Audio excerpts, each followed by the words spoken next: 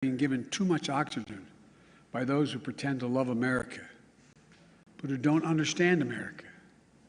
To confront the ideology of hate requires caring about all people, not making distinctions.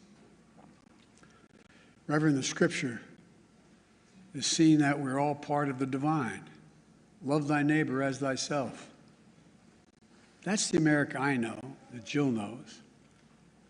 And most deserve the most, look, we're the most multiracial, most dynamic nation in the history of the world. Now's the time for the people of all races, from every background, to speak up as a majority in America and reject white supremacy. These actions we've seen in these hate-filled attacks represent the views of a hate-filled minority. We can't allow them to distort America, the real America. We can't allow them to destroy the soul of the nation. As President of the United States, I travel the world all the time. And other nations ask me, heads of state in other countries, ask me, what's going on? What in God's name happened on January 6th? What happened in Buffalo? What happened? They ask. We have to refuse to live in a country where black people going about a weekly grocery shopping can be gunned down by weapons of war deployed in a racist cause. We have to refuse to live in a country where fear and lies are packaged for power and for profit. We must all enlist in this great cause of America. This is work that requires all of us, presidents, politicians, commentators, citizens. None of us can stay in the sidelines. We have to resolve that here in Buffalo, that from the tragedy, this tragedy will come hope and light and life. It has to. And that on our watch, the sacred cause of America will never bow, never break, never bend. And the American we love, the one we love, will endure. So to the families, from your pain, may we find purpose to live life worthy of the loved ones you lost.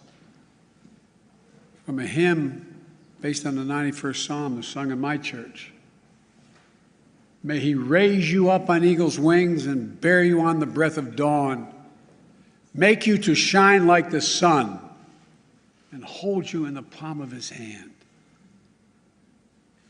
That's my wish for us.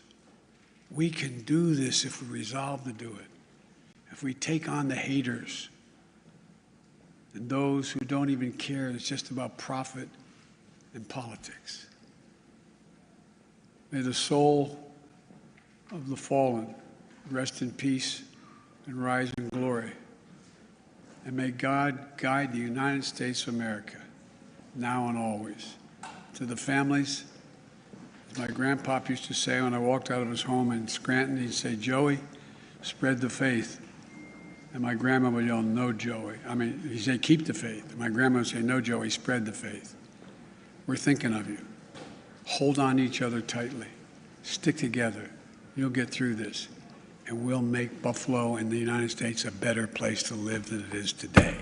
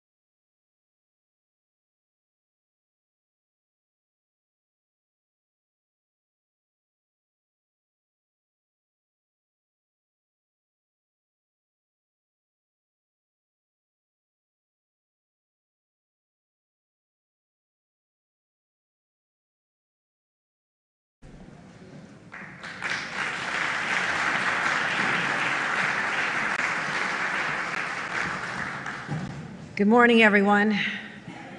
First of all, I want to acknowledge some of our incredible guests who are here tonight, and you'll be hearing from a number of them. President Joe Biden. President Joe Biden showed up here in Buffalo, and we are so proud to welcome him and First Lady Dr. Jill Biden. The Majority Leader of the United States Senate, Chuck Schumer, is here. You'll be hearing from him. Our Senator Kirsten Gillibrand has joined us. You'll be hearing from her. You'll be hearing from our local Congressman, Brian Higgins, momentarily. I also want to acknowledge the presence of our great Attorney General, Tish James, who's here, traveled here from New York City. Our Mayor, Byron Brown, extraordinary leadership at a time when our community needed him the most. So I want to thank Byron Brown. Our Congressman Antonio Delgado, our Lieutenant Governor designee, has joined us. Also, we have the Majority Leader of the New York State Senate, Andrea Stewart-Cousins, here. Thank you for joining us. The Speaker of the New York State Assembly, Carl Heastie, has joined us as well. Local Senator Tim Kennedy, great leadership in a time of great need for this community, as well as the Majority Leader of the New York State Assembly, Crystal Peoples-Stokes. This is her neighborhood. This is her community as well. Council President Darius Pridgen is here. Bishop Darius Pridgen. The leadership he has shown has been incredible. Our County Executive Mark Poloncarz, as well as other county leaders, Sheriff Garcia, and our District Attorney Flynn, as well as all the council members, the community leaders, and the clergy. My God, we needed your prayers so much, and we thank you for helping us start to heal. I want to thank President Biden because when he called me not long after the shooting, he said, "Kathy, what can I do for you?" And we spoke for a little while. He says, "This is your hometown." I said, "Yes, Mr. President, this is my hometown. I live 15 minutes, 10 minutes from here where it happened. I'm a daughter of Buffalo, and I'm so proud to be governor, but right now I'm a daughter of Buffalo." And I said, "Mr. President, Buffalo's a little bit like Scranton, a little bigger version of Scranton. You know Scranton. And you live a long time and you love your community, but you get knocked down a little bit and you don't quite get the respect sometimes that other parts of your state do, and you just kind of feel like, you need a little attention." And I said, "You know what, Mr. President," he said, "what can I do for you?" I said, "If you came to Buffalo, if you came and showed up and just gave a collective hug to this community, there's something called Buffalove. It's a combination of the word buffalo and love. We call it Buffalove. Give us a big embrace, Mr. President. That's all we need you to do." And he said, "I'll be there. I'll be there." So I want to thank him from the bottom of my heart for helping my beloved community and the people of my state heal with his presence today. You're going to be hearing from him momentarily. He is the most empathetic person who's ever occupied a seat in that position, and I want to thank him. I will be brief because you're going to hear from a lot of people, but this is raw still. This is a lot of emotion. Our hearts are literally broken in two. One half grieves so deeply for the families, and some of them are with us today, and I cannot imagine what it's the searing pain that just must be going through your bodies to think that your loved one is no longer with us. We're still trying to comprehend this. But there's also this other side of our broken heart that is filled with some anger, and it's because we're human beings. You can't witness what happened to this community, where an individual who is radicalized in the beliefs of white supremacy and nationalism, who was so taken with these philosophies that are now becoming way too mainstream. They're not just in the dark web anymore. They're starting to percolate up. We're actually elected officials are starting to embrace them and talk about them. And you hear about them in Congress by certain people, and you hear about them on cable shows. It's not just buried in the web anywhere. So these hateful philosophies are starting to become mainstream, and they took hold in the mind of an 18-year-old who lives 3 hours from here. And he targeted this community, intentionally coming to this zip code because he could do maximum damage and death to people, not just any New Yorker, but he was targeting and wanted to execute Black New Yorkers. That's hard to comprehend, the depth of that hate. And it wasn't that alone, though. You could have that hate in your heart, and you could sit in your house and ferment these evil thoughts, but you can't act on it unless you have a weapon. And that's the intersection of these two crises in our nation right now. The mainstreaming of the hate speech and the racism and everything else that brought that person to this point, but also the access to military-style weapons and magazines, and it is that lethal combination that resulted in the loss of 10 decent, good people. We pray for them, but they're not with us because of that combination. So this is not just a call to action for the people of Buffalo, and they are rising up. You cannot believe the depth of their spirit and their resiliency. I've embraced them, I've hugged them, I've cried with them. We will get through this because this is Buffalo. We're tough. But this should not just provoke a conversation in this community. This needs to stimulate a national conversation about how we make sure that we're doing everything we humanly can to eradicate this evil and send it back under the rock from which it came. That is what we must do in our nation, and continue to work on the access to guns. Yes, the gun he acquired was illegal in the state of New York, but it still had the capacity to kill people. But you couple that with an illegal magazine from another state you brought in literally minutes away in Pennsylvania. You know how easy that is? That's why we need a national gun policy that's common sense like we have here in New York. We need this everywhere. But my friends, we are here to say, yes, we'll have those conversations, but there'll be more than conversation. We're not just going to talk about it until the next crisis and the eyes of the world turn away from Buffalo. We're going to keep them focused on what happened here to 10 human beings, our neighbors. And we'll never lose sight of that. That's who we're fighting for. That's who we're heading into this fight with. Those people in our hearts and our minds. So, as we've prayed since Saturday, a lot of us have been in a lot of churches and services. We pray that God will give healing to these families and this community. But God, give us the strength to forge ahead with the strength and conviction that justice must be done, but also changes must be made. And we'll all remember that it started here in Buffalo, New York. And with that, I'm going to bring up another son of Buffalo, someone who loves this community so deeply, and that is our local Congressman, Brian Higgins.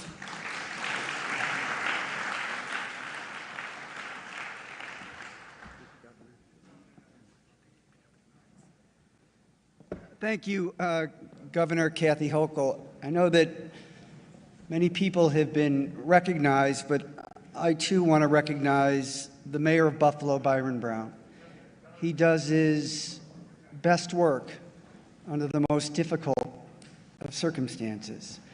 A lot of things have to occur over the next several weeks, but I don't want to get in front of it because we want to remember the victims. They were mothers and grandmothers. They were fathers and grandfathers. They were young adults. They were people of faith, a retired teacher, and a retired police officer. 10 individuals who woke up on Saturday morning, left their homes, saying goodbye to their loved ones, having every expectation that they would return safely.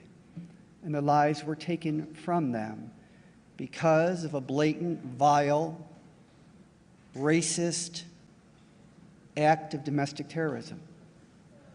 We need laws. We need a federal statute that criminalizes domestic terror of this nature. We need to get assault weapons off the street so our police officers can be safe and continue to keep us safe on our streets and in every situation that we find ourselves in. And finally, I just want to say about the community of Buffalo. Buffalo is a tough place. It's resilient. It has overcome adversity in many circumstances. We have never had such terror exacted on this community in the entire history of this community. But what we can do from all of this is learn. They say that to live is to suffer. To overcome the suffering is to give meaning to the suffering. The Greeks say that we suffer our way to wisdom. It is a hard fought for wisdom, but the hope is, in the days immediately in front of us, working at the state, federal, and local level, we will find a way to stop the violence and the hate in this community and in this country and throughout the world. With that, it gives me great pleasure to welcome the junior senator from New York State, a great friend and former colleague in the House, Kirsten Gillibrand.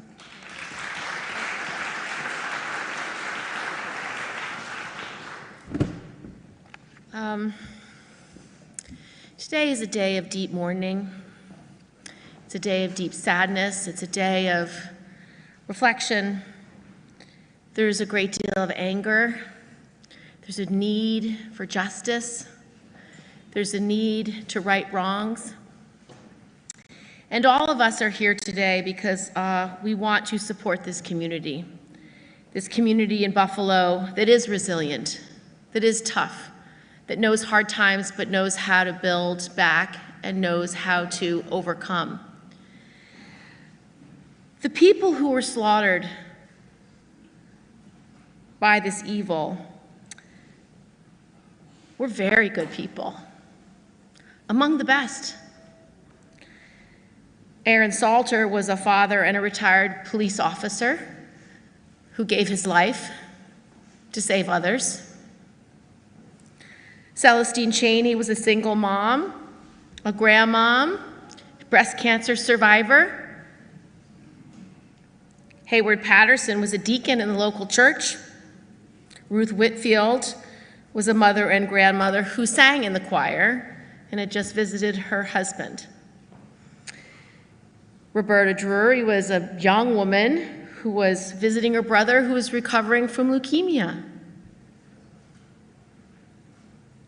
Catherine Massey, she was a civil rights activist, and Pearl Young was a missionary and a teacher. She touched the apple of God's eye, according to her niece. So these people, these and three others and others who were injured, they're the best of our community. And when bad things happen to good people, we all begin to say, this doesn't make sense. We as legislators, we will gather and say we are going to end gun violence, we are going to ban assault rifles and large magazines, we are going to fix our criminal justice system so that there's justice, we are going to make our community safer. But those are just promises and hopes and goals and things we strive for. But for a community of faith, and many of the people who lost their lives and their families come from that community, we were never promised that life would be easy. In fact, we were always promised that there will be troubles. And we are promised that all tears will be wiped away, that at the end, death will be destroyed, and every tear will be wiped away. We have so much work to be done as a community to heal, as elected leaders to get justice for these families, and to make this a stronger, better community. But I can promise you every single one of us are dedicated to doing that until it's done. God bless you all.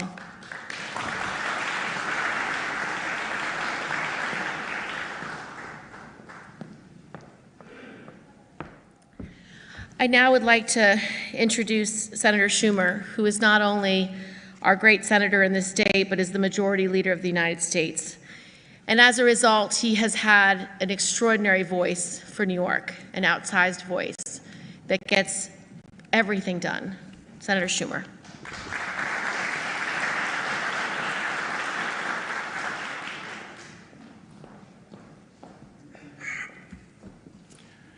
Good afternoon.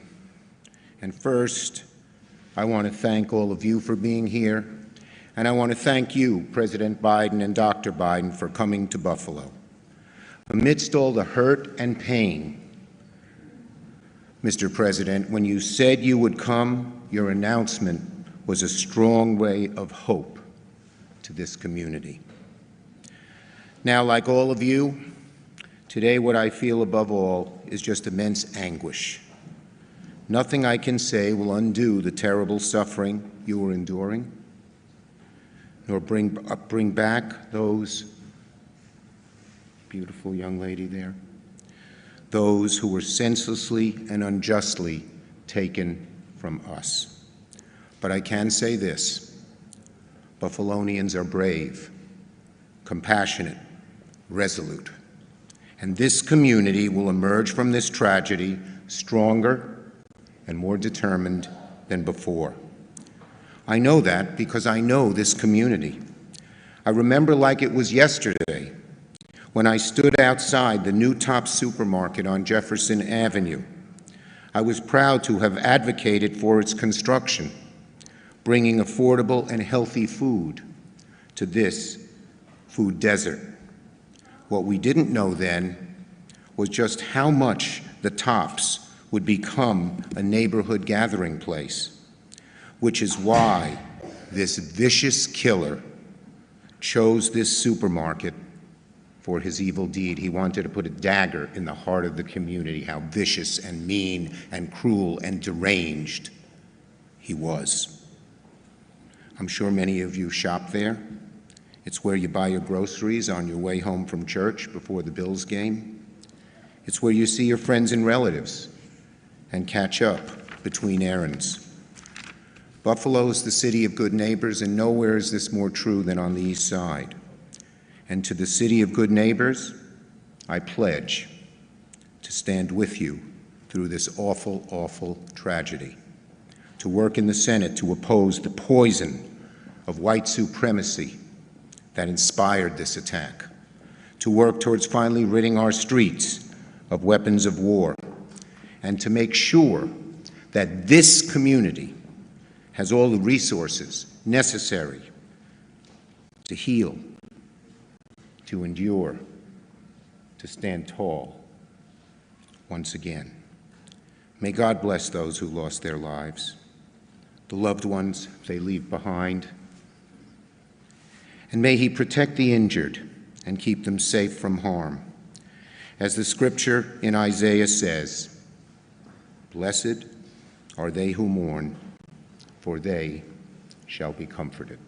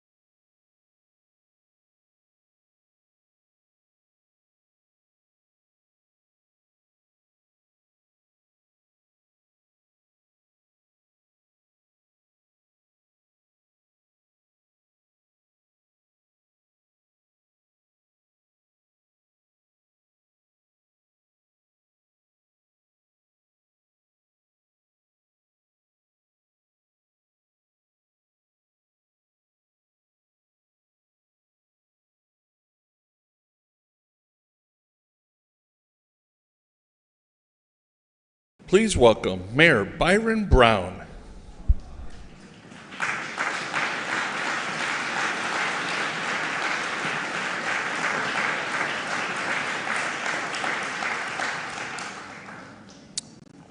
We're here in the Delavan Grider Community Center on the east side of Buffalo. I want to thank Candace Moppins, the Executive Director, and the members of the Board of Directors for hosting us today. Beloved community, as Mayor of the City of Buffalo, on behalf of the more than 278,000 residents of our city, I want to just extend our deepest and most heartfelt condolences to the family members of the victims of the vicious attack on our community. I want the family members to know that we love you, that we care about you, and collectively we are here to wrap our arms around you and to help lift you up during this very difficult time. This is a time of great pain and sorrow for all of us in the city of Buffalo. But we are trusting and leaning on God to get us through this dark and difficult time. We are very thankful that in the midst of this darkness, we have a president and First Lady who care deeply about our community and communities all across the country. President Joe Biden and First Lady Dr. Jill Biden are people with extraordinary compassion and empathy. They wanted to be here for this community. They wanted to help us with our process of healing. And we are so thankful that they are here with us during this challenging time. As mayor, it is my great honor and high privilege to introduce our President, Joe Biden, and First Lady, Dr. Jill Biden.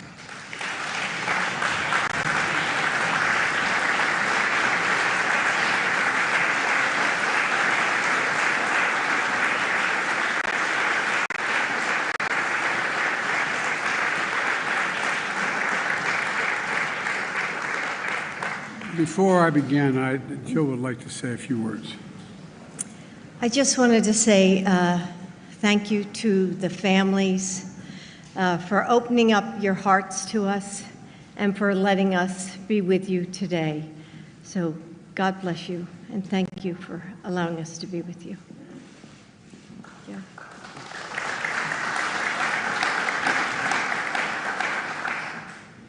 Majority Leader Schumer and Senator Gillibrand and Congressman Higgins.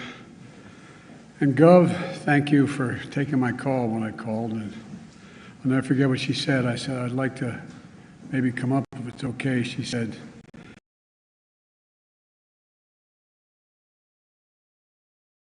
this is Big Scranton. Come. And I think you're doing a heck of a job. Thank you. Thank you for your heart as well as your head. And Mayor Brown, you've been wonderful. Thank you. And I know this is a lot of, when a vice presidential or a presidential chip shows up, there's all kinds of paraphernalia and people, and I know it's not easy.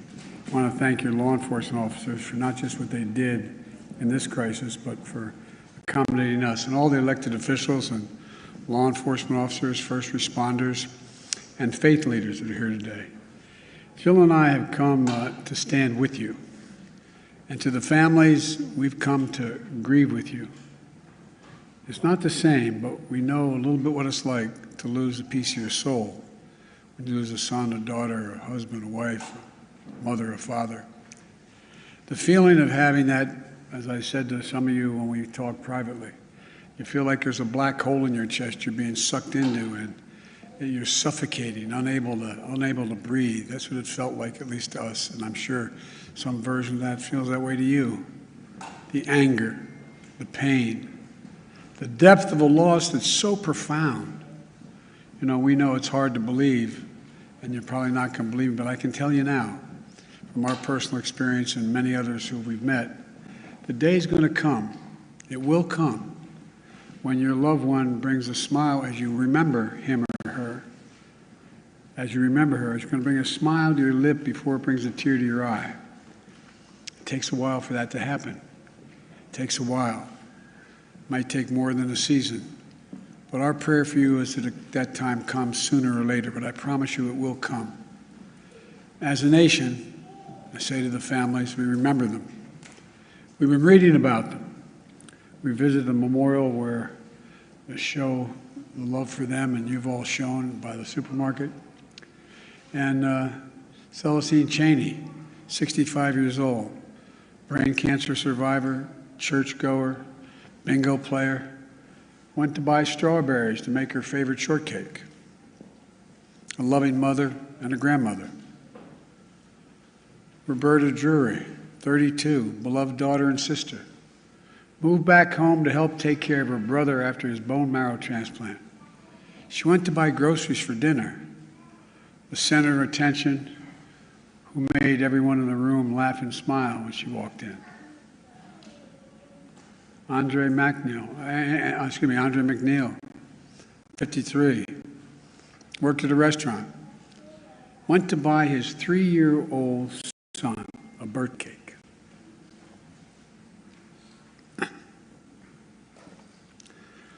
His son's selling a birthday. Ask him, where's Daddy?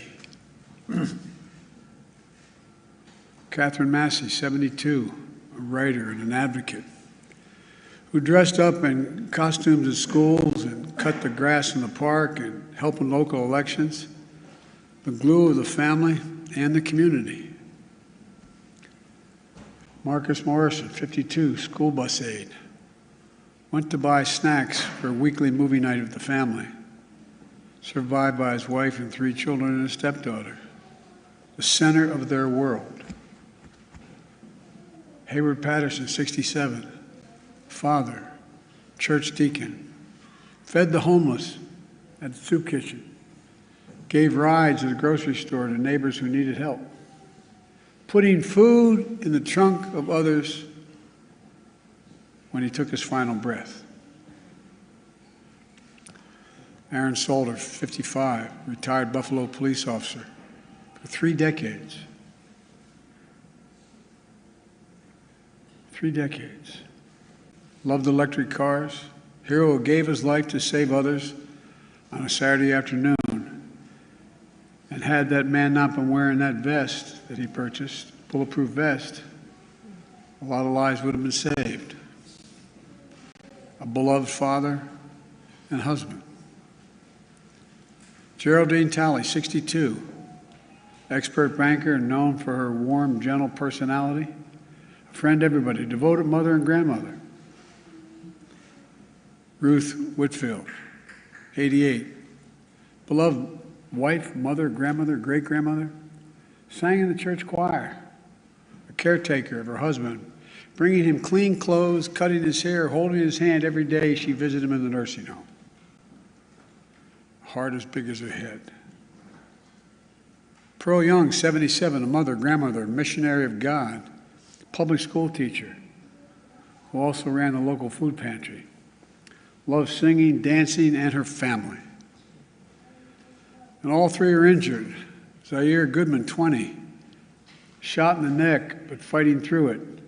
Jennifer Warrington, 50, Christopher Braden, 55, both treated with injuries on a long road to recovery. Individual lives of love, service, and community that speaks to the bigger story of who we are as Americans. A great nation, because we're good people.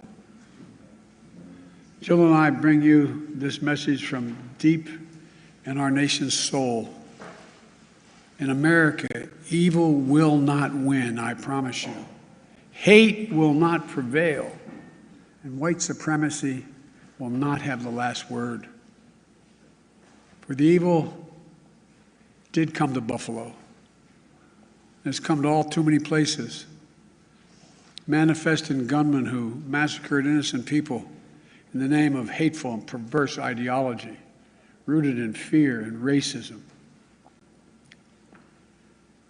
It's taken so much. 10 lives cut short in a grocery store. Three other wounded by a hate-filled individual who had driven 200 miles from Binghamton in that range to carry out a murderous, racist rampage that he would live stream to the world. What happened here is simple and straightforward. Terrorism. Terrorism. Domestic terrorism. Violence inflicted in the service of hate and the vicious thirst for power that defines one group of people being inherently inferior to any other group. A hate that through the media and politics, the internet, has radicalized, angry, alienated, lost, and isolated individuals into falsely believing that they will be replaced, that's the word, replaced, by the other, by people who don't look like them, and who are therefore, in a perverse ideology that they possess, and being fed lesser beings. I and all of you reject the lie. I call on all Americans to reject the lie. And I condemn those who spread the lie for power, political gain, and for profit. That's what it is. We've now seen too many times the deadly and destructive violence this ideology unleashes. We heard the chants, "You will not replace us," in Charlottesville, Virginia. I wasn't going to run, as the senator knows, again for president. When I saw those people coming out of the woods of the fields in Virginia, in Charlottesville, carrying torches, shouting, "You will not replace us," accompanied by white supremacists and carrying Nazi banners, that's when I said, no. And I, honest to God, those who know me, Chuck, you know I wasn't going to run for certain. But I was going to be darned if I was going to let anyway. I'm going to get going. Look, we've seen the mass shootings in Charleston, South Carolina, El Paso, Texas, and Pittsburgh, last year in Atlanta, this week in Dallas, Texas, and now in Buffalo, New York. White supremacy is a poison. It's a poison running through it really is. Running through our body politic. And it's been allowed to fester and grow right in front of our eyes. No more. I mean, no more. We need to say as clearly and forcefully as we can that the ideology of white supremacy has no place in America. None.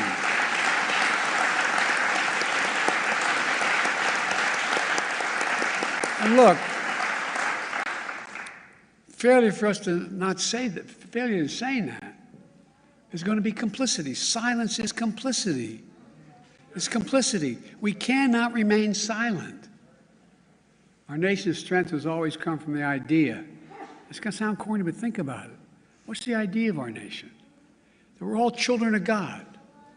All life, liberty, our universal goods, gifts of God. We didn't get it from a government. We got it because we exist. We're called upon to defend them. The venom of the haters and their weapons of war, the violence and the words and deeds that stalk our streets, our stores, our schools. This venom, this violence cannot be the story of our time. We cannot allow that to happen. Look, I'm not naive. I know tragedy will come again. It cannot be forever overcome. It cannot be fully understood either. But there are certain things we can do. We can keep assault weapons off our streets. We've done it before. I did it when we passed the crime bill last time. And violence went down. Shootings went down. You can't prevent people from being radicalized to violence. But we can address the relentless exploitation of the internet to recruit and mobilize terrorism. We just need to have the courage to do that, to stand up. Look, the American experiment in democracy is in a danger like it hasn't been in my lifetime. It's in danger this hour. Hate and fear are being given too much oxygen by those who pretend to love America, but who don't understand America. To confront the ideology of hate requires caring about all people, not making distinctions. Reverend, the scripture is seeing that we're all part of the divine. Love thy neighbor as thyself. That's the America I know, that Jill knows. And most deserve the most, look, we're the most multiracial, most dynamic nation in the history of the world. Now's the time for the people of all races, from every background, to speak up as a majority in America and reject white supremacy. These actions we've seen in these hate-filled attacks represent the views of a hate-filled minority. We can't allow them to distort America, the real America. We can't allow them to destroy the soul of the nation. As President of the United States, I travel the world all the time. And other nations ask me, heads of state in other countries, ask me, what's going on? What in God's name happened on January 6th? What happened in Buffalo? What happened? They'll ask. We have to refuse to live in a country where black people going about a weekly grocery shopping can be gunned down by weapons of war deployed in a racist cause. We have to refuse to live in a country where fear and lies are packaged for power and for profit. We must all enlist in this great cause of America. This is work that requires all of us, presidents, politicians, commentators, citizens. None of us can stay in the sidelines. We have to resolve that here in Buffalo, that from the tragedy, this tragedy will come hope and light and life. It has to. And that on our watch, the sacred cause of America will never bow, never break, never bend. And the American we love, the one we love, will endure. So to the families, from your pain, may we find purpose to live life worthy of the loved ones you lost. From a hymn based on the 91st Psalm that's sung in my church, may he raise you up on eagle's wings and bear you on the breath of dawn, make you to shine like the sun, and hold you in the palm of his hand. That's my wish for us. We can do this if we resolve to do it. If we take on the haters and those who don't even care, it's just about profit and politics.